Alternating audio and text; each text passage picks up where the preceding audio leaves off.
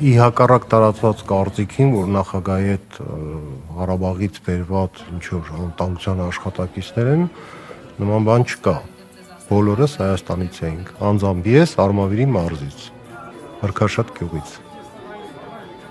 Նախագահի հետ աշխատել եմ 1997 թվականից, երբ որ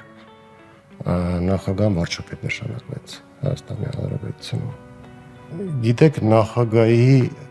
որակներից բացառիկ է գերմանական ճշտապահությունը, այդպես են ասում, որը բերեց նրան, որ Հայաստանում իմ կարծիքով, իհարկե մասնագետները ավելի լավ կասեն այդ բնագավառի աղաղակարգի, որ ստեղծվեց արողակարգ Հայաստանում այդ տարիներին։ Պաշտոնաթողությունից հետո նախագահան եվրոպական շրջակայությունում ոչ մի անգամ անվտանգության աշխատակից չի ուղեկցել։ Նախագահի անվտանգության ամենալարված շրջանը կարծում եմ 44-րդ պատերազմը։ Արցախում էինք այդ ժամանակ, որովհետև արդեն երբ որ Ստեփանակերտն էր գնդակոծվում, այդ ժամանակ շատ բարձր էր տանկը։